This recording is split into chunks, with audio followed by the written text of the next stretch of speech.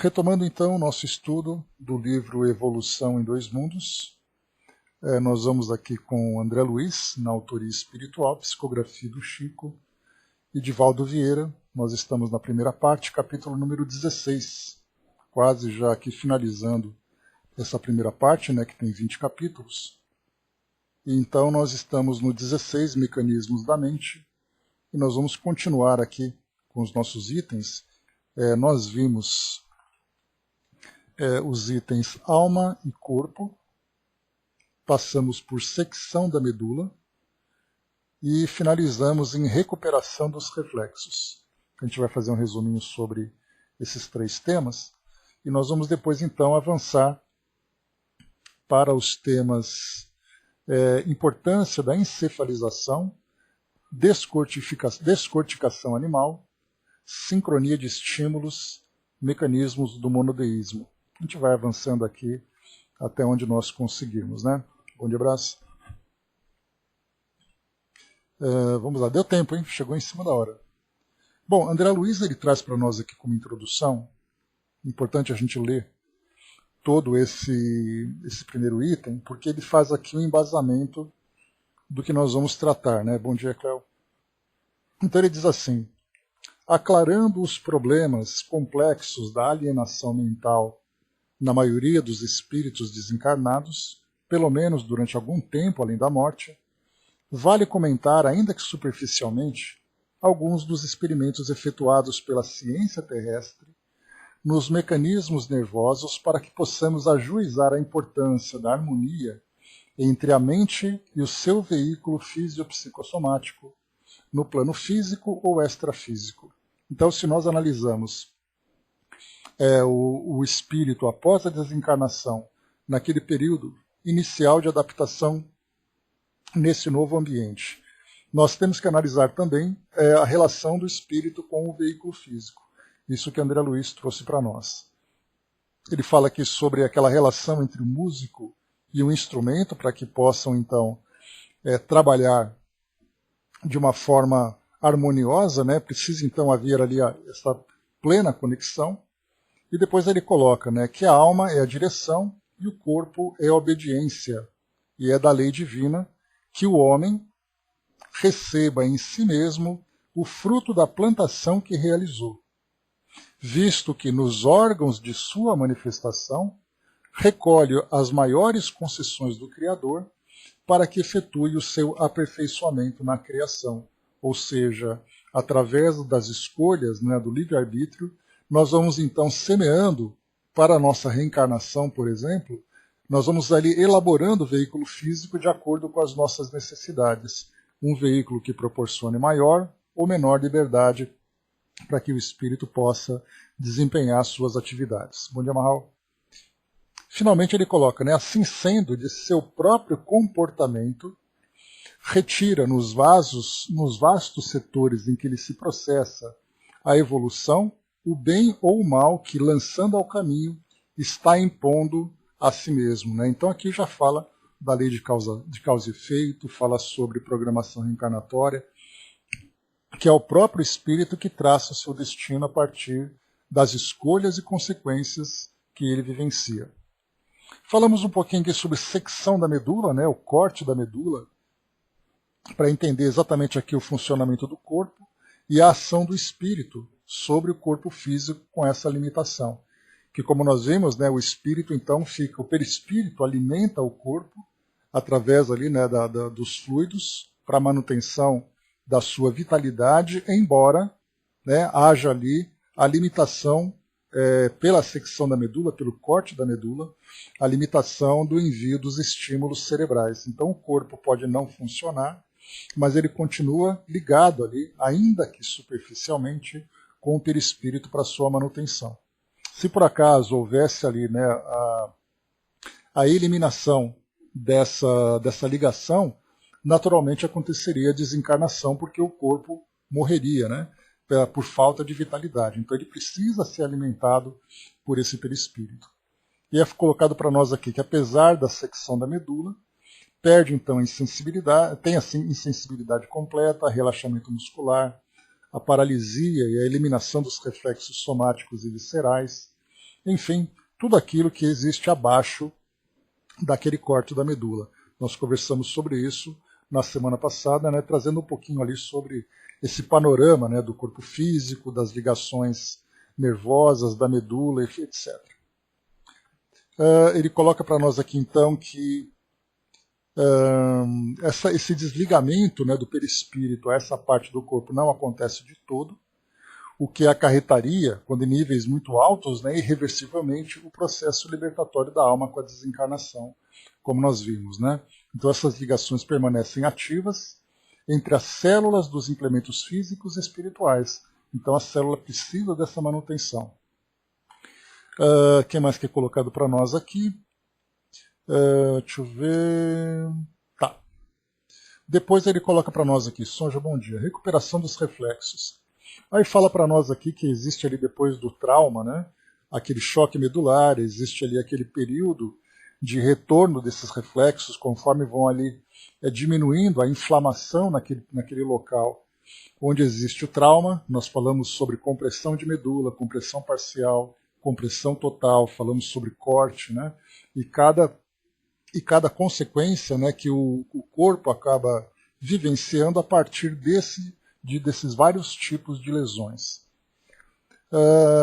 André Luiz coloca aqui 24 horas depois, né, já tende a ter esse retorno natural, e aí depois no final aqui para a gente poder observar, ele coloca assim, na generalidade dos casos, porém, os reflexos em pacientes dessa espécie apenas reaparecem com mais vagar no curso de semanas, tempo indispensável para que as células do corpo espiritual, vencendo as resistências do corpo físico, a ele se reimponham quanto possível. Então, depois desse período de algumas semanas, o perispírito então começa novamente a tomar conta do corpo, digamos assim, para poder fazer com que o corpo reative, mas essa reativação só vai acontecer dentro daquilo que é neurologicamente possível.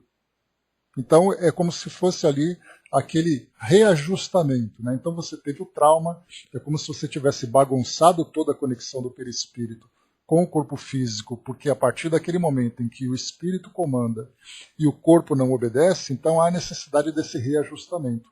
Conforme o tempo vai passando, as coisas vão se assentando, digamos assim, e o perispírito então vai começando a controlar aquilo que é possível dentro das condições do corpo físico. Então foi isso que nós vimos na semana passada. Nós começamos agora então com a importância da encefalização. Então encefalização é a formação do encéfalo, né, do cérebro. Então nós temos ali, conforme nós estudamos, desde as espécies inferiores que foram desenvolvendo o organismo, desde um ser unicelular, que apresentava ali, né, aquela estrutura simples da célula, até que ele foi formando ali seres pluricelulares, foram desenvolvendo sistema digestivo, respiratório, sensitivo, enfim. Foi então ali, né? Vai fundo, Brasil, vai com fé que consegue. Então vai ali fazendo o desenvolvimento do organismo, o sistema nervoso vai se tornando cada vez mais complexo, até que chega então no ápice do desenvolvimento, que nesse caso nós temos aqui o ser humano, né? E ele coloca então, sabemos igualmente que a depressão em estudo, ou seja, essa perda de funções em estudo, que André Luiz usa essa expressão depressão, que é essa diminuição, essa perda de funcionalidade do corpo, né? Sabemos igualmente que a depressão em estudo é tanto mais perdurável quanto mais complexa a encefalização do animal. Ou seja, ele coloca assim que quanto mais complexo é o organismo, o sistema nervoso de um indivíduo, mais demorado e mais trabalhoso vai ser. Uma lógica que nós temos, né? Quanto mais simples a estrutura biológica do animal, mais fácil a recuperação, quanto mais complexa, mais difícil, mais demorada, né? Nos batráquios, né, ou seja, nos anfíbios ali, sapos, né, os reflexos desaparecem apenas por alguns minutos. Então houve o trauma, depois de alguns minutos ele volta então a recuperar aquilo que é possível. No gato, a diminuição da atividade vital é maior. No cão, ainda mais. No chimpanzé, o refazimento pede vários dias, e na criatura humana, a restauração dos reflexos referidos exige mais tempo, como, por exemplo, o reflexo da extensão cruzada, cuja recuperação reclama 6 semanas aproximadamente após o trauma espinhal. Então ele fala aqui sobre essa recuperação dos sentidos, da sensibilidade motora, dos reflexos. Então no ser humano vai demorando cada vez mais, exatamente pela complexidade. Nos estudos de Schiff e Sherrington, avaliamos com maior nitidez a extensão da ocorrência entre os setores do corpo espiritual e do corpo físico, mediante a secção completa da medula espinhal, realizada ao nível dos segmentos lombares, pela qual vemos o cão experimentado, com a medula dorsal seccionada, acusando paraplegia e alterações sensitivas consequentes abaixo da região prejudicada, assim como uma extensão espástica nos membros anteriores, devido à ausência da inibição oriunda dos membros posteriores, inibição que normalmente neutralizaria os impulsos do sistema labiríntico cerebelar. Bom, aqui nós vamos entrar, como eu falei para vocês, desses experimentos que são feitos, né, ou que foram feitos desde o século XIX, quando a ciência se tornou mais positiva e buscava, através ali da causa e do efeito, provocava um estímulo e aguardava ali o retorno, a resposta do corpo físico, nós entraríamos numa questão bioética que hoje é bastante discutida. Então, naquele período, eles simplesmente, nesse caso que foi colocado para nós aqui, nesses estudos de Schiff e Sherrington, pegaram um cachorro e cortaram a medula dele na região lombar, nas costas, para ver exatamente ali qual seria a capacidade de regeneração dele, quanto tempo ele levaria. São formas de estudos, né, que hoje, sem dúvida nenhuma, é bastante questionável.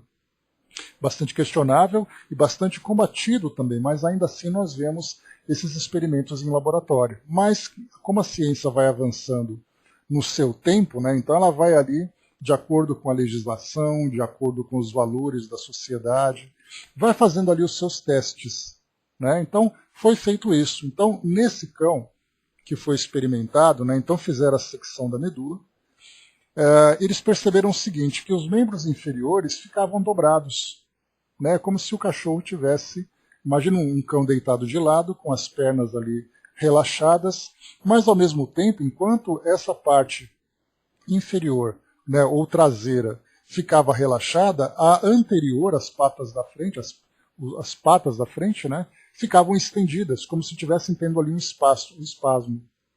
Então, esse tipo de reação que eles observaram foi exatamente por causa dessa inibição, da ausência dessa inibição oriunda dos membros posteriores. Essa inibição que normalmente neutralizaria os impulsos do sistema labiríntico cerebelar. Então, esses impulsos fariam com que os membros do animal, tanto posteriores como anteriores, fossem controlados, né? Então seria ali a vontade do animal para que ele se movimentasse, para que as patas ali, as pernas do animal, né, se movimentassem naturalmente. No momento em que você tem essa ruptura, você tira do controle do cérebro do animal o controle desses reflexos. Então é como se fosse ali uma coisa desorganizada. Então as patas da frente que não foram lesadas, né, os membros anteriores, recebem ali então essa falta de reflexo, essa falta de controle por causa dessa lesão na medula. Depois ele coloca, que o corpo espiritual preside no campo físico a todas as atividades nervosas, resultantes da entrosagem de sinergias funcionais diversas. Então, esse corpo perispiritual controla no corpo físico o equilíbrio, a harmonia entre essas funções.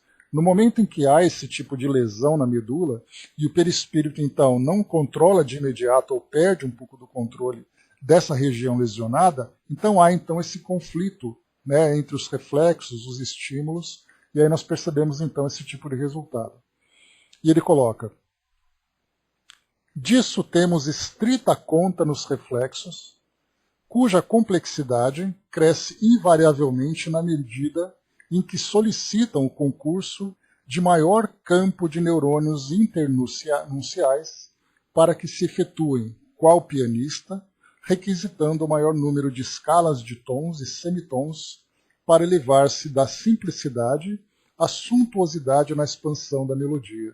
Então ele coloca, né, que no caso do pianista, conforme ele vai se aperfeiçoando, ele vai então ali necessitando de maiores recursos para fazer com que a música que ele produz, que ele executa, seja ali uma música mais complexa, com maior variedade de tons e semitons, como ele colocou. A mesma coisa acontece no sistema nervoso. Quanto mais complexo o sistema nervoso, maior é a quantidade de neurônios para poder fazer com que haja esse controle. Por isso, é uma demora maior, é um efeito maior, uma consequência maior que o corpo físico acaba recebendo. Como ele colocou, se você pega num batráquio, no caso de um réptil, se você pega num rato, num gato, num cão, e você vai aumentando o tamanho do organismo, e, portanto, um corpo físico com maior complexidade, né, sempre usando bastante esse termo, porque ele vai se tornando realmente mais detalhado, mais desenvolvido, com maior quantidade de elementos. Então, se há uma lesão nesse caso, o controle naturalmente acaba sendo maior. Podemos fazer ali uma pequena comparação, como se fosse um avião. Um avião simples, um monomotor, aquele monomotor particular, é um avião que tem ali os controles básicos, né, em que você tem ali altímetro, velocímetro, combustível, bússola e tal. Se você pega um avião maior, de maior porte, você tem ali uma necessidade, né, de uma instrumentalização ou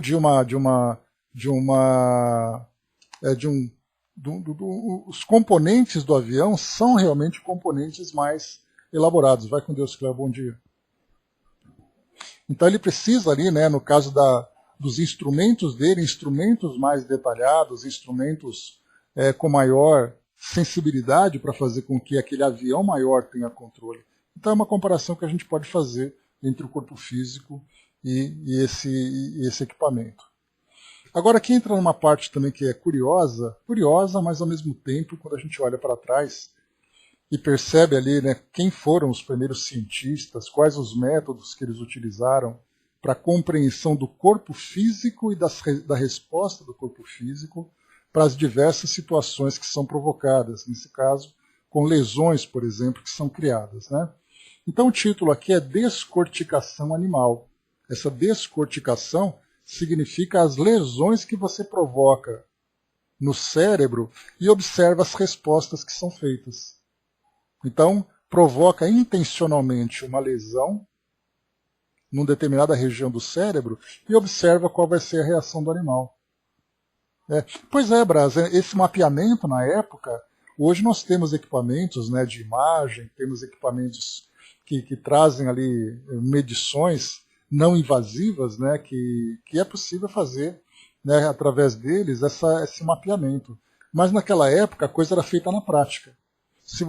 Porque eles observavam, né, interessante que a medicina ela vai avançando conforme ela vai vendo a relação do homem com o meio ambiente, né? Então, vamos supor, por exemplo, naquela época do século XIX, século XVIII. O indivíduo cavalgando, ele cai do cavalo e bate a cabeça numa pedra.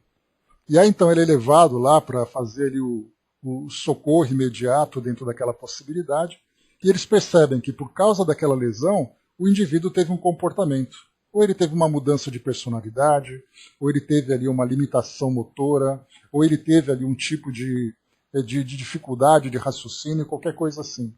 A partir daquela observação, eles começaram então a fazer isso com animais, provocando lesões na mesma região para ver qual era o resultado.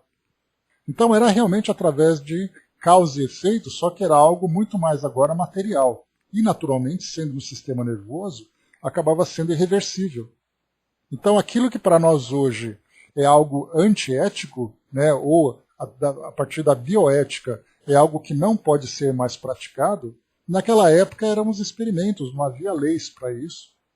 E os homens tinham essa liberdade de pesquisa. Então eles vão fazer aqui descorticação animal. Vamos aí. Desse modo, compreendendo-se que a integração mente-corpo é cada vez mais importante, à medida que se dilatam os valores da encefalização, ou seja, né, ele coloca essa ligação mente-corpo se torna mais importante conforme o corpo vai se tornando mais desenvolvido. Reconheceremos que a integração cortical é sempre mais expressiva quão mais amplo se faz o desenvolvimento do sistema nervoso central. Então a ligação, como foi colocado para nós aqui, uma ligação mais detalhada, de maior volume, quanto maior o sistema nervoso. Na pauta de semelhante realidade, a descorticação em batráquios e peixes não interfere nos reflexos e na motilidade. E nas aves, modificações emergem inequívocas, porquanto apenas conseguem voos fragmentários na luz, permanecendo em prostração na obscuridade. Então, em batráquios e peixes, percebe ali que praticamente não houve modificação nos reflexos. Se você vai numa ave, que já é ali um ser mais desenvolvido, nessa análise que está fazendo, percebe então que elas fazem voos fragmentados, né? Elas dão ali aquelas tentativas de voo, voos curtos, mas só faz isso na parte durante o dia. À noite ela fica em prostração. Então já percebe que já houve uma modificação do comportamento do animal a partir dessa lesão que foi provocada, dessa descorticação. A gente lembra que o córtex faz parte do nosso sistema nervoso central. A descorticação é você lesionar esse córtex. Então você vai fazer com que parte do cérebro pare de funcionar. E a pergunta é, qual vai ser a resposta do indivíduo no seu comportamento? O cão que sofre a ablação do córtex, ou seja, eles introduzem ali um catéter para lesionar propositadamente o córtex, segundo já demonstrou Goltz no século XIX, pode viver além de 1 ano com motilidade reflexa normal aparente. Então ele tem ali a mobilização dele aparentemente normal, né, durante 1 ano, além de 1 ano, efetuando os movimentos próprios com relativa correção. Aparentemente ele caminha normal, ele responde normalmente. Todavia, jaz inerte quando lhe falte o incentivo à ação. Se não chamar, se não provocar, o animal fica quieto. E esse incentivo aparece, e se esse incentivo aparece, coloca-se em movimento exagerado. Então ele descontrola, é um animal que está deitado, aí você chama ali o animal, ele levanta e sai ali destrambelhado, ele não tem aquele controle, aquela calma. Ignora como se defender até que se veja positivamente atacado. Então, se você agride o animal para provocá-lo nesse estímulo, aí sim ele responde. Fora isso, uma ameaça, alguma coisa que provoque, ele simplesmente não tem reação. Não se decide a buscar alimento, recebendo a ração que se lhe administre, e embora as funções viscerais prossigam sem maiores alterações, não reconhece as pessoas, baldo de memória, revelando a disjunção dos recursos fisiopsicossomáticos que lhe são peculiares, fenômeno pelo qual evidencia compreensível e aparente regressão a estágio evolutivo inferior. Então é como se houvesse uma regressão no desenvolvimento do animal, passando, por exemplo, por um animal de uma condição de desenvolvimento inferior por causa desse tipo de lesão. Os chimpanzés, entretanto, com encefalização mais complexa, porque o cérebro dele, bom dia, dona, porque o cérebro dele é mais desenvolvido, não sobrevivem largo tempo após a extirpação total do córtex. E quando sofrem a destruição parcial desse ou daquele elemento cortical, apresentam, como acontece na criatura humana, modificações extensas e profundas. Então, se no animal, num cão, a gente observa algum comportamento modificado depois dessa lesão, nos chimpanzés e no ser humano, nós vemos isso de um modo muito mais claro, com modificação de comportamento, de memória, de comunicação, de mobilidade, uma série de respostas que vão acontecendo. E tudo isso é bastante interessante, que através desses experimentos que foram feitos no século XIX, foi possível ter uma compreensão sobre o aneurisma vascular cerebral. Uma pessoa que tem ali o chamado derrame, numa determinada região do cérebro, isso hoje é analisado através do comportamento, porque você tem a neurologia, você tem a fisioterapia, você tem ali outras ciências que vão sendo envolvidas no estudo desse tipo de lesão, que hoje você vê através de uma imagem. Naquela época, eles provocavam essa lesão e observavam o comportamento. Olha só a ciência positiva como era naquela época. E, ao mesmo tempo, nós perceberemos que não é possível hoje fazer ali ter esse conteúdo de conhecimento que é apresentado sem esses primeiros degraus, por mais agressivos e por mais questionáveis que tenham sido.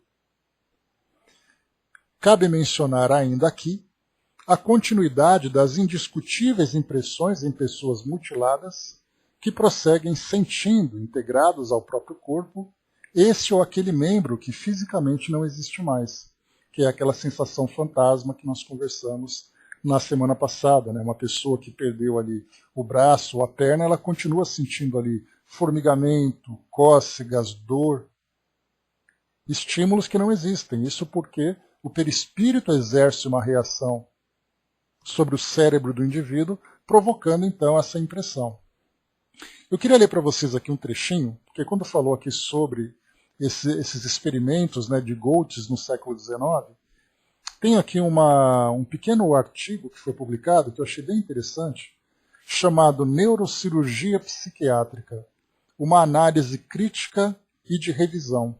Ivan Soares de Araújo, que é aqui o autor desse artigo, ele traz para nós um pouco da história desses experimentos no século XIX. Então, deixa eu trazer para vocês. Eu vou ler só um trechinho, que aqui ele vai além das nossas necessidades. É um artigo publicado aqui em 2007, e na introdução diz o seguinte: observem a relação desse artigo, que fala sobre a neurocirurgia na psiquiatria, na relação com aquilo que André Luiz apresenta para nós. Então ele diz assim, ó, a primeira publicação de ablação cortical bilateral, ablação, lembra, né, que introdução de um instrumento para provocar uma lesão cortical. Bilateral nesse caso, né? Para tratar doentes psiquiátricos, foi realizada por Burckhardt, supervisor de um hospício suíço, em 1892, que se baseou no trabalho experimental de Gauss, esse que nós vimos agora, né? Realizado em cães na Alemanha em 1890. Aqui só de curiosidade, André Luiz chamou de Goltz, e aqui no artigo nós temos Gauss, né? Então, os dois, né? A ablação cardíaca nada mais é do que o cateterismo. O cateterismo pode ser, né, cerebral nesse caso, né? Um cateterismo arterial, uma coisa assim. Então diz assim para nós. Ulteriormente, antes dele, né, depois dele, trabalhos experimentais demonstraram animais lobectomizados tornavam-se mansos, o que entusiasmou o neurologista Egas Moniz, mais tarde contemplado com o Prêmio Nobel de Medicina, a induzir seu assistente neurocirurgião Almeida Lima a realizar leucotomia frontal em 1985. Essa leucotomia nada mais é do que a chamada lobotomia. A lobotomia, o que eles fizeram então? Eles perceberam que o tipo de cirurgia que fazia, eles colocavam como se fosse uma grande agulha, introduziam na região do globo ocular. Então, assim, tem o olho, em cima do olho, um pouco mais perto do nariz, eles introduziam um instrumento com um martelinho que eles iam batendo para penetrar o crânio da pessoa e lesionar uma região frontal. Então, essa lobotomia, esse era um procedimento que era utilizado nos hospícios antigamente.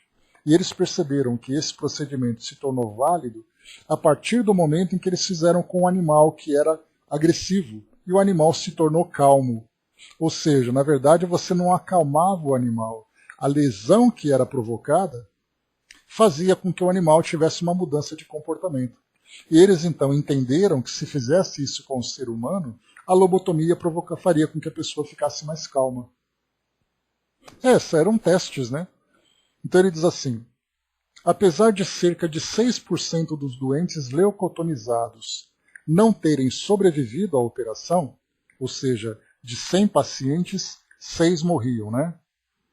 E outros tantos terem apresentado alterações graves de personalidade, a repercussão de seu trabalho estimulou a realização dessas operações em doentes psiquiátricos, em uma época em que o tratamento farmacológico em psiquiatria era praticamente inexistente. Então a gente vê que não havia medicamentos para isso naquela época e, portanto, esse tipo de tratamento era o mais utilizado. A leucotomia transorbital, ou seja, na órbita do olho, né, de Freeman Watts, recebeu entusiástica acolhida e passou a ser realizada indiscriminadamente, o que contribuiu para as críticas e para o ulterior declínio da indicação do tratamento neurocirúrgico psiquiátrico, coincidindo com o momento em que a psicofarmacologia tornou-se disponível.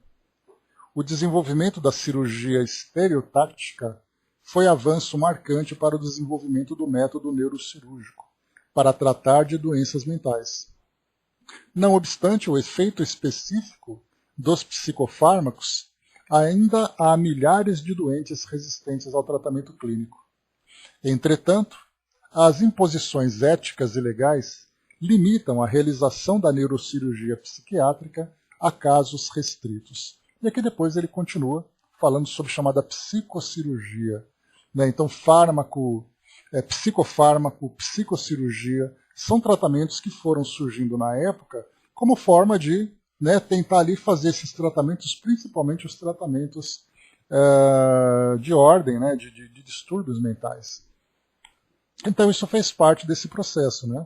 Da mesma forma que os transplantes cardíacos, por exemplo, e outros tipos de transplantes, até mesmo inicialmente a transfusão sanguínea, ela começou a ser feita em pessoas de um modo experimental. Muitas pessoas acabavam morrendo por causa desse tipo de tratamento, mas eram os primeiros passos, até que eles entendessem, por exemplo, a questão da tipagem sanguínea, fator RH, fazer os transplantes cardíacos, que a maioria dos pacientes morriam. Tanto é assim que essa parte dos transplantes, eles passaram a ocorrer depois ali da Segunda Guerra Mundial. Porque muitos soldados que vinham feridos de guerra, principalmente ali com lesões torácicas, tinham o coração afetado. E todo médico que tentava fazer um transplante do coração, o paciente morria. Então houve um tempo em que ninguém mais tinha coragem de fazer, porque isso acabava comprometendo a própria imagem, a própria credibilidade do profissional. Aí depois, conforme a medicina foi desenvolvendo recursos, aí então esses tipos de transplantes começaram a ser trabalhados novamente e já começaram a apresentar sucesso. Então, até que as coisas deem certo, nós tivemos aqueles desbravadores anteriores, que acabavam, infelizmente, fazendo experimentos ali, muitas vezes indiscriminadamente, sem nenhum tipo de controle, técnicas questionáveis, mas eram os primeiros passos. Assim como a gente falar, por exemplo, das viagens espaciais, quantos profissionais, quantos pilotos morreram nos testes de foguete antes dos primeiros darem certo?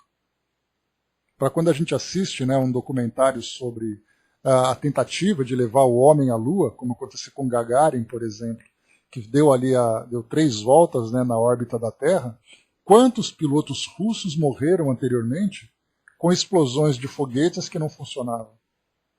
Isso a gente acaba não vendo, a gente só vê aquilo que é bem sucedido, os mal sucedidos a gente acaba ignorando, mas muita gente sofreu por causa disso. Na época da aviação com Santos Dumont, quantos aventureiros morreram por causa disso? E assim a gente vai vendo também na parte da medicina.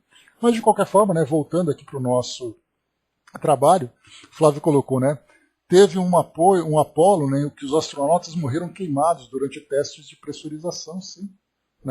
Então a gente vai encontrar assim, vários outros experimentos, Imaginar, por exemplo, assim, eu vi um documentário que era uma coisa assim assustadora. O foguete estava pronto para subir, os pilotos, os astronautas, né, lá na ponta do foguete, e de repente começou a ligar o motor e o negócio explodiu. Imagina o desespero desses homens, né, naqueles momentos, né, assim como tantos outros, né.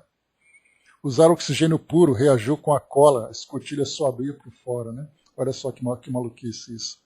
Então é assim que vai acontecendo, né? A mesma coisa acontece com a neurologia que a gente está vendo agora, com a medicina de um modo geral. Quando a gente fala sobre a imunoterapia, né, que é a parte de vacinação e tudo mais, quantos médicos se contaminaram, ficaram doentes e morreram para fazer testes? E assim as coisas vão acontecendo, né? Então vamos lá. André Luiz então falava sobre isso, né? Então essa questão das experiências. Sincronia de estímulos. Entenderemos assim facilmente que o córtex encefálico, com suas delicadas divisões e subdivisões, governando os núcleos reguladores dos sentidos, dos movimentos, dos reflexos e de todas as manifestações nervosas da individualidade encarnada, corresponde à sede do centro cerebral do psicossoma, ou corpo espiritual, no corpo físico, unida à sede do centro coronário, localizada no diencéfalo, entrosando-se ambos em perfeita sincronia de estímulos, pelos quais se manifesta o espírito em sua constituição mental, harmônica, difícil ou desequilibrada, segundo a posição em que ele mesmo valoriza, conserva, prejudica ou desordena os recursos que a lei divina lhe faculta a própria exteriorização do plano físico,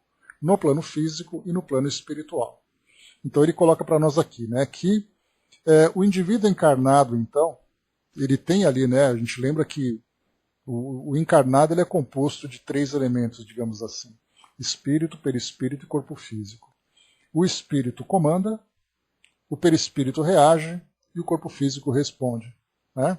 Então nós temos ali que com essas divisões e subdivisões que nós vamos encontrando no cérebro, né, no córtex encefálico, governando os sentidos, movimentos, reflexos e outras tantas manifestações nervosas do indivíduo, isso tudo corresponde à sede do centro cerebral do psicossoma, do corpo espiritual, né, do perispírito, no corpo físico. É a ligação, então, desse centro de força, nesse caso coronário que a gente está vendo, ao cérebro. Então é uma ligação de centro nervoso com centro de força. Bom dia, dona Miriam. Então, unida à sede do coronário, localizada no diencéfalo, entrosando-se ambos, então tanto um centro de força como o corpo físico, em perfeita sincronia de estímulos, pelos quais se manifesta o espírito em sua constituição mental harmônica, difícil ou desequilibrada. Então, se o espírito se encontra em equilíbrio, se encontra harmonizado, consciente da sua condição, essa ligação acaba sendo natural com o corpo físico. E o corpo físico responde de uma forma tranquila. Podemos dizer assim, o motorista em plena harmonia com o carro. Um bom motorista, equilibrado, dirige tranquilamente. Se você pega um motorista alcoolizado, um motorista que não tem ali o controle, né, do carro, não tem ali o respeito às leis, vai acontecer um acidente. Então acontece a mesma coisa. Então ele pode ter ali constituição mental harmônica, difícil ou desequilibrada, segundo a posição em que ele mesmo valoriza, conserva, prejudica ou desordena os recursos da lei divina. Esses recursos da lei divina é, por exemplo, o corpo físico e tudo aquilo que é oferecido para que o espírito possa, então, desempenhar as suas atividades aqui no mundo físico. E ele coloca, né, que os recursos da lei divina lhe faculta a própria exteriorização, no plano físico ou no plano espiritual. Então essa exteriorização significa o espírito tem a vontade e essa vontade é manifestada, é exteriorizada a partir do veículo que ele possui, seja o psicossomático ou seja o corpo físico mesmo. E assim como dispomos no córtex de ligações energéticas da consciência para os serviços do tato, da audição, da visão, do olfato, do gosto, da memória, da fala, da escrita e de automatismos diversos, possuímos no diencéfalo, que é o tálamo e hipotálamo, região do cérebro, a se irradiarem para o mesencéfalo ligações energéticas semelhantes da consciência para os serviços da mesma natureza, com acréscimos de atributos para o enriquecimento e sublimação do campo sensorial, como sejam a reflexão, a atenção, a análise, o estudo, a meditação, o discernimento, memória crítica, compreensão, as virtudes morais e todas as fixações emotivas que nos sejam particulares. Então vamos encontrar aqui dois grupos, dois conjuntos de elementos que o espírito possui então para poder atuar. Deixa eu só voltar um pouquinho que eu me perdi aqui nas páginas. Tá? Para que ele possa então atuar, exteriorizar as suas ações aqui no mundo material.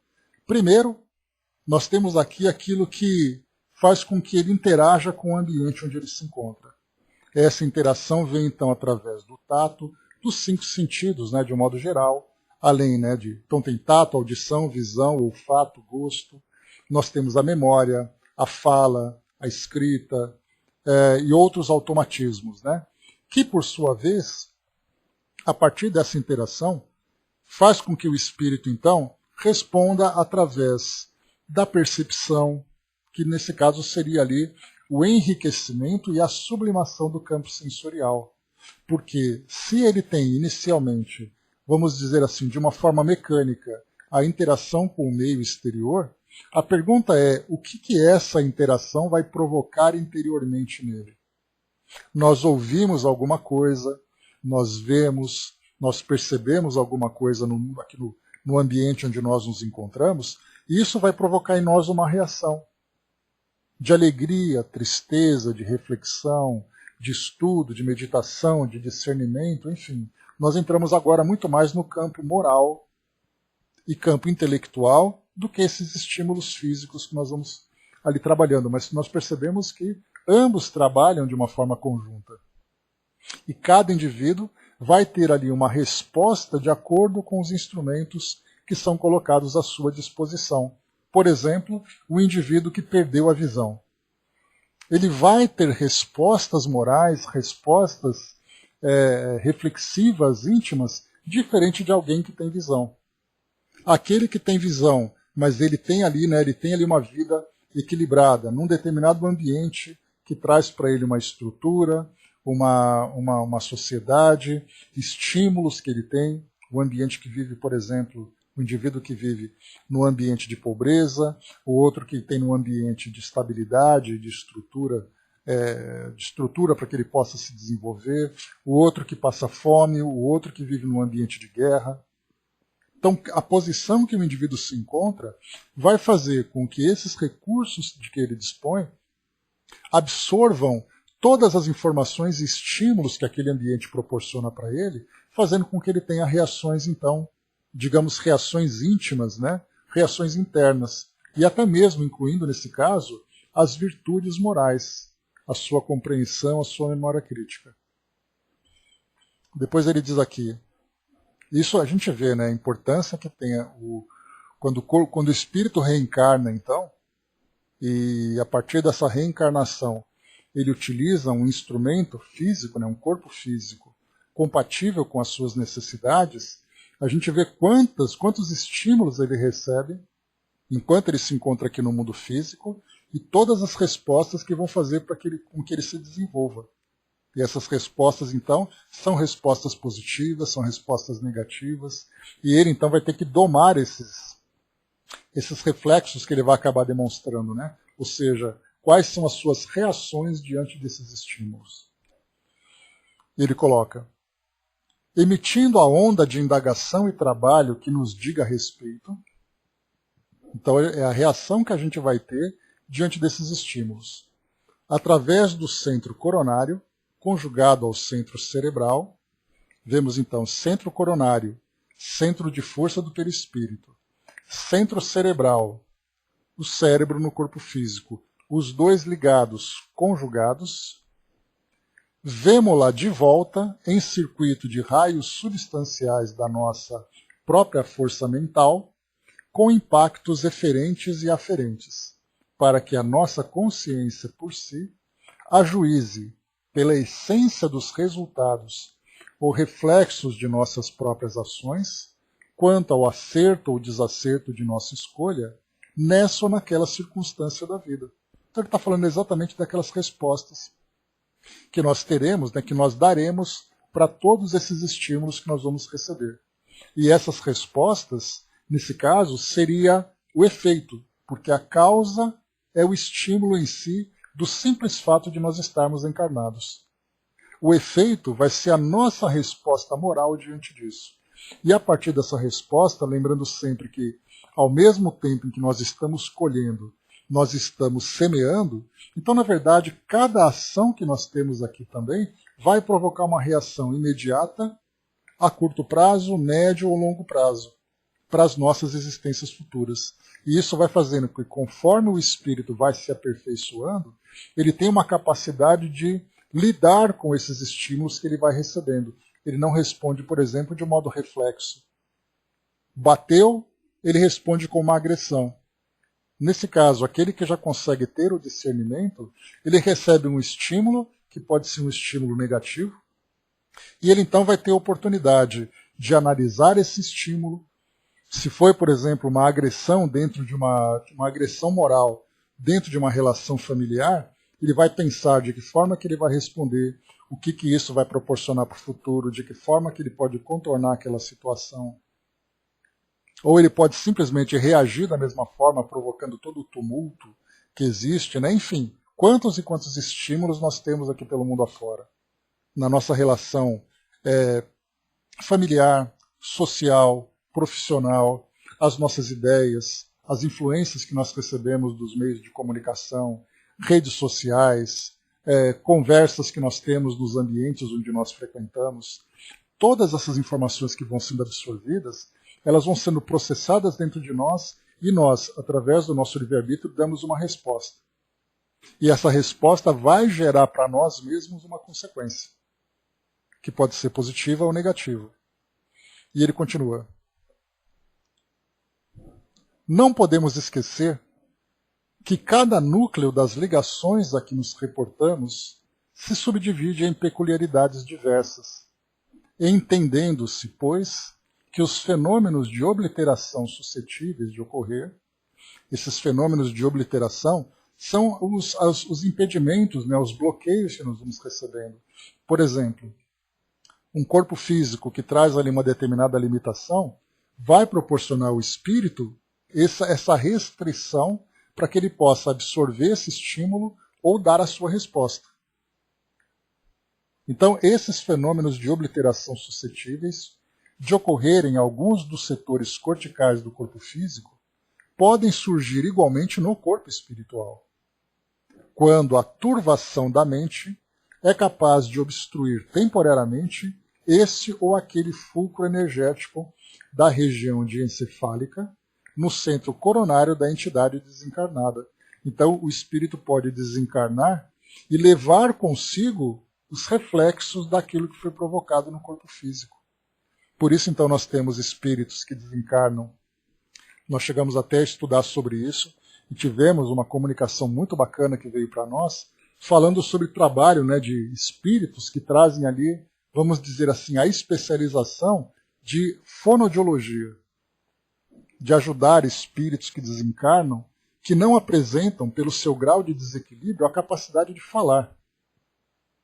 Porque ele mesmo, através ali de uma monoideia, através de um desequilíbrio, ou através de uma sequela do corpo físico que ele, digamos assim, assimilou, e ele acredita que aquela é a sua realidade, esses espíritos, então, trabalham de uma forma urgente, de uma forma emergencial, né, na verdade, né, muito mais do que urgência, é emergencial para que os espíritos consigam se comunicar. Porque, como foi falado na mensagem, que foi bastante interessante, que chamou a nossa atenção isso, o espírito que chega no plano espiritual em desequilíbrio e não consegue se comunicar, imaginemos o desespero em que ele fica e a dificuldade que esses espíritos, então, que são os trabalhadores, têm para poder ajudar esse indivíduo. Então, esse é um trabalho emergencial. Né? Para espíritos materializados, sim, Mahal. A impressão que nós temos é, basta você ser espírito, que tudo funciona, tudo flui. Na verdade, depende muito do condicionamento mental de cada um. Assim como você tem espíritos que acreditam que não conseguem andar, você tem aquele que não consegue ver, não tem aquele que não consegue falar, não consegue ouvir e tantas outras situações. Tudo depende da condição mental do indivíduo no momento da sua desencarnação. Não basta apenas ele estar desencarnado. Ele precisa estar bem equilibrado para poder se ver na condição de um espírito liberto da influência material. Então é por isso que nós vemos aqui, que nesse caso, né, essa obliteração também acomete o espírito na sua desencarnação. E agora nós vamos entrar exatamente nesse outro item, que fala para nós. Mecanismo do monoideísmo. Essa monoideia significa a fixação mental do espírito. Vamos entender de que forma que essa fixação acaba influenciando no seu desenvolvimento. Diz aqui para nós. O Brás colocou, né, quando eu projetava com mais facilidade, eu me confundia se estava no corpo físico ou espiritual. Porque, estando encarnado, é natural que perceba, né, que não perceba a diferença entre um e outro. Né? E assim acontece com muitos espíritos, né, que se veem ali ao lado do corpo físico e ele não consegue entender. Porque o seu corpo físico é aquilo que ele está acostumado. E o seu corpo perispiritual, para ele também é um corpo físico. Então ele não entende como é que ele pode estar em dois lugares ao mesmo tempo. Muitos são os relatos dos espíritos que desencarnam e não percebem essa diferença. Não percebem essa nova condição. Mecanismo do monoideísmo. Em vista disso, se a criatura encarnada pode cair em amnésia ou afasia pela oclusão dos núcleos da memória ou da fala, sem desequilíbrio integral da inteligência, a criatura desencarnada pode arrojar-se em frustrações semelhantes, sem perturbação total do pensamento, enquanto se lhe mantém a distonia. Então vejam, né, que ele tem ali consciência da sua realidade, mas ele não consegue, por causa dessa distonia, dessa desarmonia que existe entre esse núcleo da fala e a sua mente, né, na sua capacidade racional, enquanto houver essa distonia, ele não consegue expressar suas ideias. Segundo critério idêntico, se a habilidade de um homem para manobrar determinado idioma pode cessar numa das subdivisões do núcleo da fala, no córtex, persistindo a habilidade de lidar com idiomas outros, assim também o núcleo da visão profunda no centro coronário pode sofrer disfunção específica, pela qual um espírito desencarnado contemplará tão somente por tempo equivalente à conturbação em que se encontre os quadros terríficos que lhe digam respeito às culpas contraídas, sem capacidade para observar paisagens de outra espécie. Escutará exclusivamente vozes acusadoras que lhe testemunhem os compromissos inconfessáveis, sem possibilidade de ouvir quaisquer outros valores sônicos, tanto quanto poderá recordar apenas acontecimentos que se lhe refiram aos padecimentos morais, com absoluto esquecimento de fatos outros, até mesmo daqueles que se relacionem com a sua personalidade. Motivo pelo qual se fazem tão raros os processos de perfeita identificação individual na generalidade das comunicações mediúnicas com entidades dementadas ou sofredoras, comumente estacionárias no monoideísmo, que as isola em tipos exclusivos de recordação ou emoção, de vez que nessas condições o pensamento contínuo que lhes flui na mente, em circuito viciado sobre si mesmo, age coagulando ou materializando pesadelos fantásticos em conexão com as lembranças que albergam. Então, dependendo da forma como o espírito viveu sua vida, da forma como ele desencarnou, ele leva esse condicionamento como se fosse um pesadelo, em que ele vive imerso nesse pesadelo, alheio a qualquer coisa que existe à sua volta. E nós já vimos isso, né, no caso, André Luiz já mencionou para nós aqui nas suas expedições, nas suas experiências, né, vendo ali espíritos absolutamente condicionados a determinadas ideias, experiências, por exemplo, de ódio, de culpa, de remorso, de medo, em que nada mais importa à volta dele a não ser aquela experiência.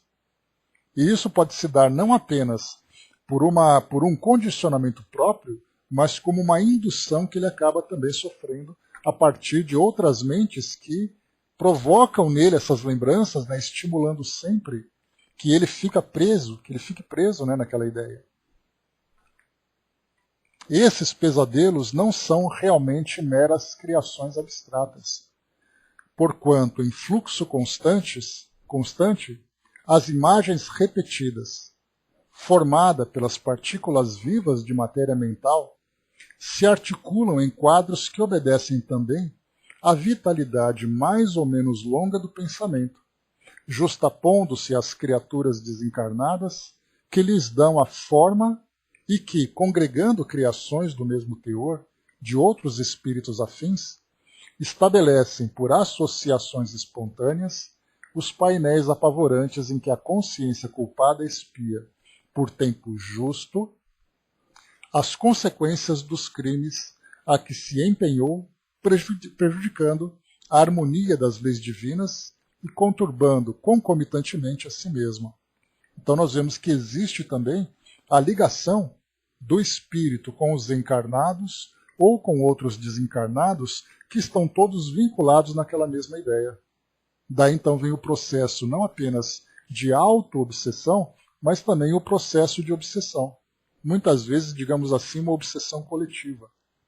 Para a gente poder ter uma ideia de algumas situações que nós já vimos, né, em relatos do plano espiritual, situações, por exemplo, como a escravidão, da ligação entre indivíduos escravizados e aqueles que eram considerados senhores de escravos, a ligação de ódio que existia entre eles, situações de guerra. A gente está colocando aqui situações mais impactantes, né, que fica mais fácil da gente analisar do que situações particulares. Guerras entre inimigos, né, que acabam se perseguindo, tanto encarnado e desencarnado, como os dois desencarnados. Situações agora mais específicas entre indivíduos da mesma família, pais com filhos, irmãos, casais, inimigos na convivência social. Por isso ele coloca para nós aqui, né, que essas ideias fixas com essas partículas vivas de matéria mental, que vão obedecendo ali exatamente a vitalidade mais ou menos longa do pensamento, ou seja, depende do tempo em que o espírito continua alimentando essas ideias, tudo isso então vai se justapondo às criaturas desencarnadas que lhes dão forma e congregando com criações do mesmo teor de outros espíritos afins, estabelecem então por essas associações espontâneas os painéis apavorantes, em que a consciência culpada expia, por tempo justo, as consequências do crime que se empenhou. Então a gente vê assim como funciona essa questão da monoideia. O espírito então impõe a si mesmo esse tipo de punição, digamos assim, quando ele se vê culpado, ou então através dessa associação de ideias, aquele crime cometido fica então se repetindo na mente dele, pela vítima, que vê ali o crime acontecendo, afetando-a diretamente, por essa sintonia que existe entre essa vítima e aquele algoz naquele momento, alimentando-se então mutuamente. A vítima acusando o algoz, e o algoz ali muitas vezes ou não reconhece a sua culpa, ou ali se sente culpado e acaba assimilando aquele estímulo que recebe. O último aqui que nós temos, zonas purgatoriais. Então a gente lembra, né, que se o espírito apresenta aquela condição mental, naturalmente ele vai criar afinidades com o plano espiritual. Vamos entender agora de que forma que essas coletividades vão se formando por essa questão de sintonia. Só para a gente poder lembrar, nós tivemos 2 relatos interessantes que vão mostrar para nós essa realidade, que foi o próprio André Luiz, lá no primeiro capítulo de Nosso Lar, quando ele falava sobre umbral, todos aqueles espíritos que criavam aquela mesma ideia, né, de medo, de culpa, ou muitas vezes até nem tendo culpa, nem se vendo com culpa, mas alimentando ali aquele mesmo quadro. E nós vimos também no Memórias de um Suicida com o Camilo Cândido Botelho. Então vamos lá. Zonas purgatoriais. Obliterados os núcleos energéticos da alma, capazes de conduzi-la às sensações de euforia e elevação, entendimento e beleza, ou seja, né, esses núcleos energéticos que poderiam proporcionar para o espírito essa elevação, esse entendimento, essa beleza, esses núcleos então são obliterados, são bloqueados por causa dessas ideias que a alma, essas ideias desequilibradas, essas monoideias que o espírito acaba alimentando.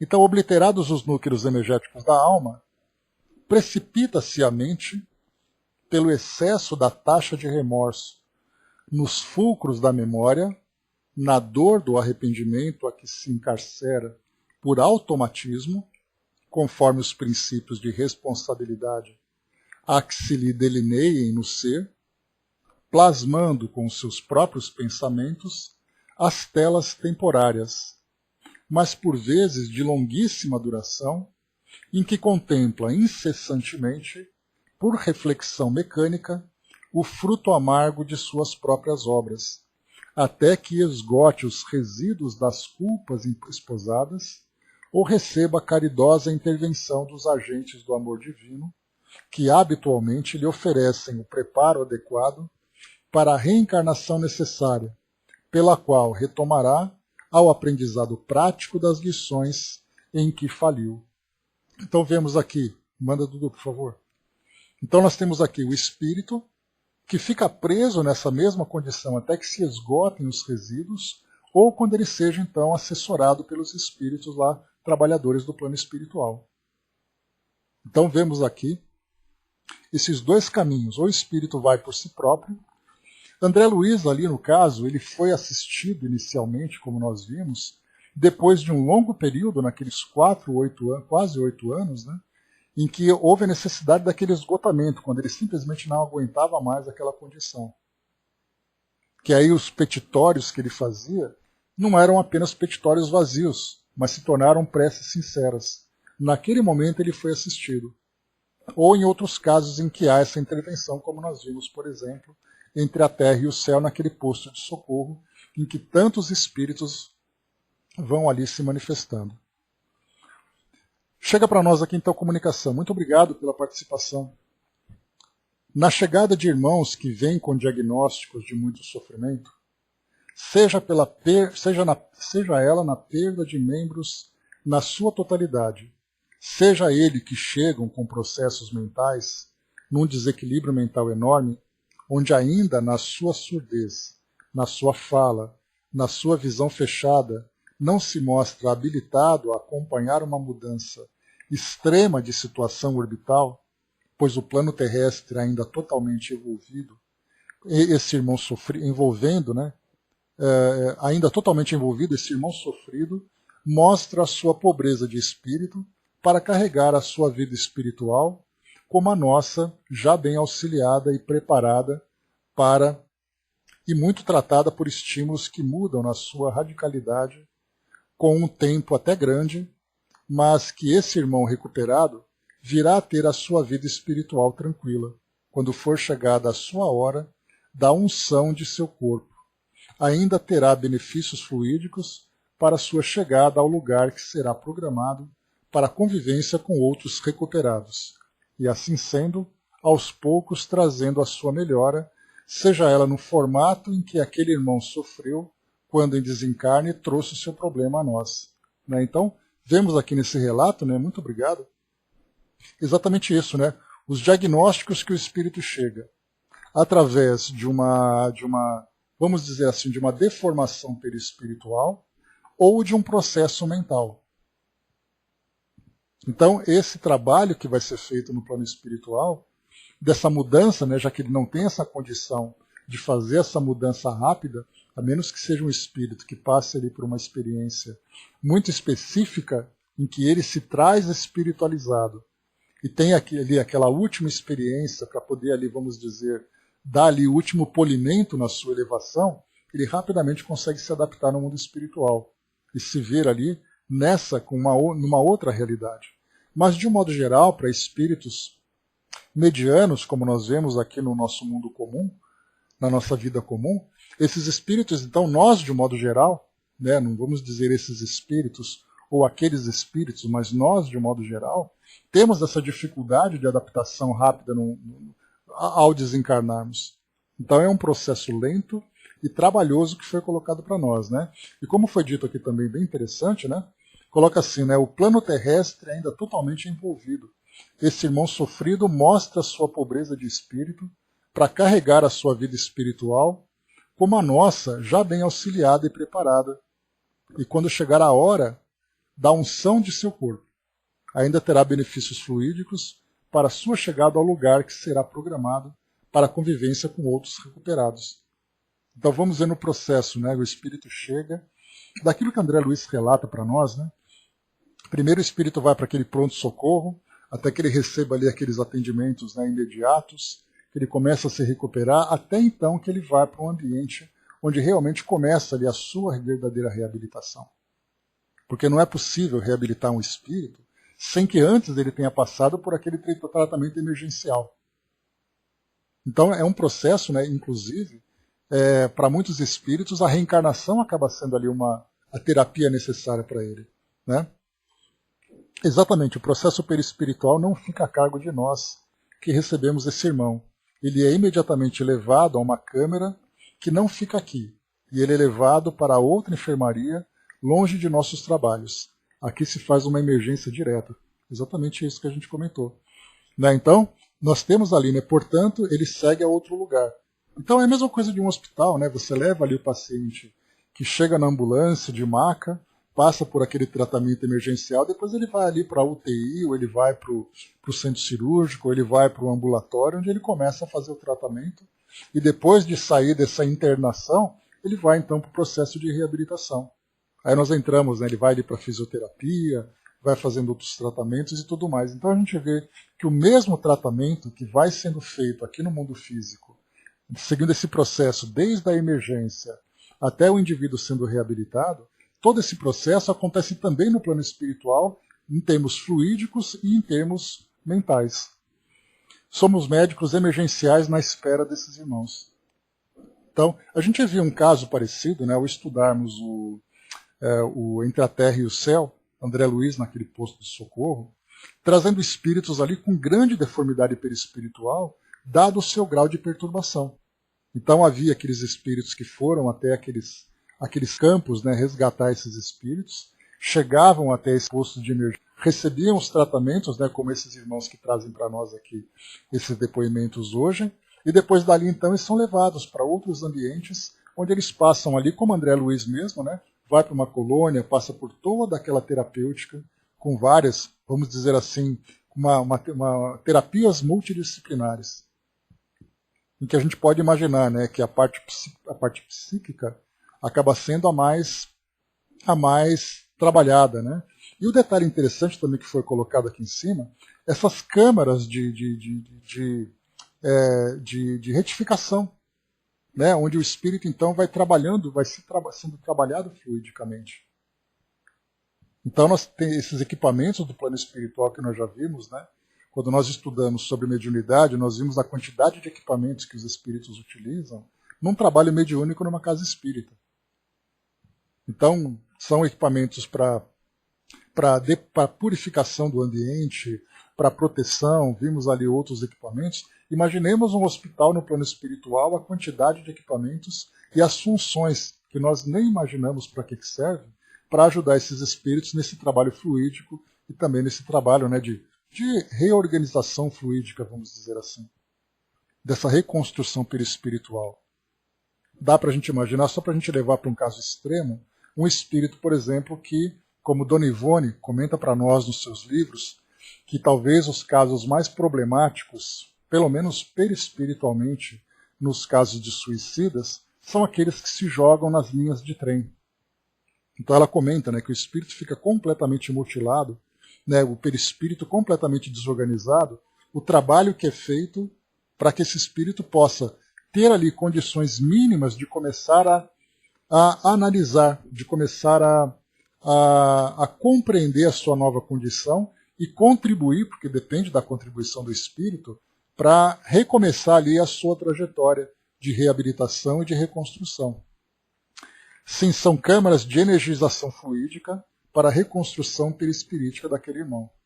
Então a gente pega esse caso extremo desse suicida, imaginemos quanto tempo esse espírito passa até que ele possa começar ali a se ver numa condição, entre aspas, estruturalmente humana e psiquicamente também equilibrada, para ele reconhecer o porquê das coisas, por que ele cometeu aquele ato, de que forma que ele vai ter que trabalhar.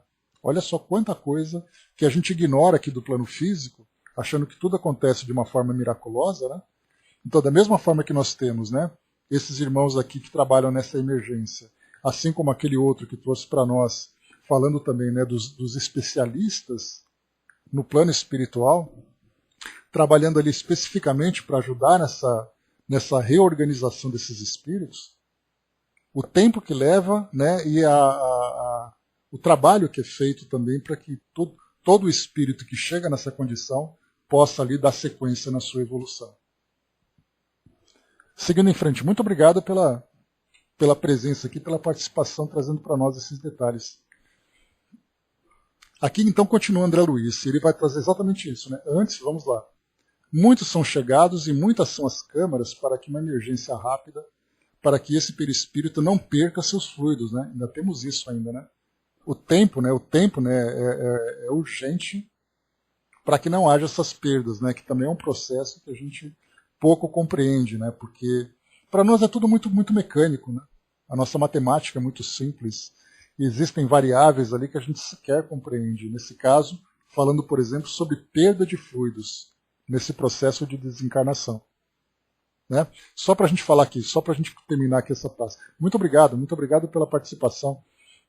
Adoraríamos ficar ouvindo cada vez mais aqui desses detalhes, né, que a gente não compreende. E aqui nós temos, só nessa parte dos suicidas, que já que eu comentei aqui agora há pouco, é dito para nós aqui, é dessa forma que os suicidas, com agravantes à frente do plano espiritual, como também os delinquentes de variada categoria, padecem por largo tempo a influência constante das aflitivas criações mentais deles mesmos, a elas aprisionados, pela fixação monoideica de certos núcleos do centro do corpo espiritual, em detrimento de outros que se mantêm malbaratados e oclusos.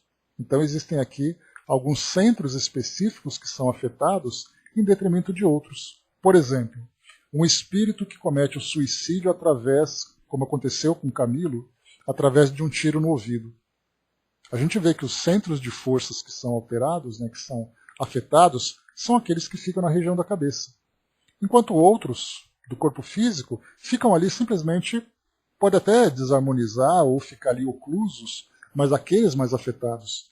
Um espírito que dá um tiro no coração, por exemplo, como aconteceu com Getúlio Vargas. Deu um tiro no coração, o cardíaco certamente foi aquele mais afetado. O mental, né, o coronário também, claro, que é o principal, passa por essa desarmonia. Mas a gente pensa, por exemplo, no genésico, que naquele momento não tem função nenhuma. Ao contrário, criando uma suposição, alguém que passa ali por uma violência sexual e em virtude dessa violência sexual comete um tipo de suicídio. Através da ingestão, por exemplo, de veneno, o gástrico sofre, o genésico sofre pela causa inicial daquela situação. Então é isso que André Luiz coloca para nós. Ele diz, pela fixação monoideica de certos núcleos do corpo espiritual em detrimento de outros. E ele conclui, e porque o pensamento é força criativa e aglutinante na criatura consciente em plena criação, o pensamento é força criativa, e aglutinante, ou seja, você concentra o pensamento numa determinada situação que você está vivendo, e ele cria essa concentração de forças naquele local, exatamente o que coloca, por exemplo, Manuel Filomeno de Miranda no livro Sexo e Obsessão, em que espíritos no plano espiritual apresentam deformações genitais pelo fato de manterem essa fixação. Por que isso? Por que essas deformações? Porque o pensamento é força criativa e aglutinante na criatura. E ele coloca as imagens plasmadas pelo mal, à custa da energia inestancável que lhe constitui atributo inalienável e imanente, servem para a formação das paisagens regenerativas em que a alma alucinada pelos próprios remorsos é detida em sua marcha, ilhando-se nas consequências dos próprios delitos, formando aquela ilha em torno dos próprios delitos, em lugares que, retendo a associação de centenas e milhares de transviados, se transformam em verdadeiros continentes de angústia, filtros de aflição e de dor, em que a loucura ou a crueldade, juguladas pelo sofrimento que geram para si mesmas, se rendem lentamente ao raciocínio equilibrado para a readmissão indispensável ao trabalho remissor. Então já começa a mostrar que se eu sou uma ilha e eu tenho meus pensamentos concentrados numa determinada ideia de desequilíbrio, de culpa, de sofrimento, de ódio, seja lá do que for, eu vou então me juntando com outras ilhas, formando um grande continente. E é aí que nós vemos então aquela coletividade de espíritos desequilibrados, ligados, mesmo que eles não se conheçam, mesmo que seja de uma forma não intencional, inconscientemente eles são atraídos por essa lei de atração que nós estudamos. E aqui então, finalizando esse raciocínio para nós, né, Pedro Leopoldo, 23 de março de 58, Valdo Vieira trouxe para nós essa psicografia. André colocou, né, por que ele fala em ideias regenerativas se eles são desequilibrados? Ele coloca assim, Andréia. Depois de um tempo, então, ele coloca assim, né, que pelas consequências e passando por aquela associação com centenas e milhares, eles se rendem lentamente ao raciocínio equilibrado para a readmissão indispensável ao trabalho remissor. Então ele coloca exatamente por quer ver? Deixa eu colocar aqui em cima que você citou. O pensamento é força criativa e tal. As imagens plasmadas servem para a formação das paisagens regenerativas em que a alma, alucinada pelos próprios remorsos, é detida. Então ele vai, com o tempo, se rendendo e transformando essas paisagens, permitindo então esse trabalho remissor. Então a gente vê, né, que essas ideias regenerativas, elas virão com o tempo, conforme foi colocado aqui em cima para nós, o espírito vai naturalmente se esgotando nesse pensamento ou recebendo o auxílio para poder, o estímulo, para poder retomar esse aprendizado prático das lições que faliu, como foi colocado aqui em cima para nós. Então tudo vai acontecendo de uma forma gradual. O que André Luiz apresenta para nós não é o espírito apenas estagnado nessa condição de sofrimento, mas ele coloca que o espírito chegou nessa condição de sofrimento, mas ele começa a fazer esse processo de reerguimento, tirando-o dessa condição. Deixa eu ver aqui o que você colocou.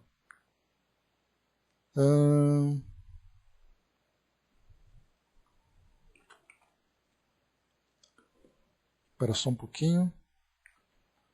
Tá, eu vou reler de novo aqui, André, para ver se eu entendi a dúvida que você teve. E depois a gente traz aqui para complementar no nosso próximo encontro, para entender exatamente qual foi a parte que você não compreendeu. Eu vou ler de novo depois esse capítulo aqui e a gente troca de novo ideias sobre ele. Mas de qualquer forma, meus amigos, aqui fechando o nosso encontro de hoje então, beleza. Nós vamos para o capítulo 17, que fala sobre mediunidade e corpo espiritual. É o capítulo 17, nosso próximo encontro. E ele vai trazer para nós aqui, vai com Deus, Flávio, até mais, aura humana, mediunidade inicial, sono e desprendimento, aspectos do desprendimento, mediunidade espontânea, formação da mitologia, função da doutrina espírita e mediunidade e vida, para finalizarmos, né? Então esse aqui vai ser o tema do nosso próximo encontro, abordando sobre mediunidade. Eu vou ler então, em seguida aqui, Andréia, terminando aqui eu vou ler esse trechinho, aspecto, não é esse aqui não, peraí, deixa eu voltar aqui um pouquinho, que é esse item que fala sobre zonas purgatoriais. Depois então a gente vai analisar com cuidado esse trechinho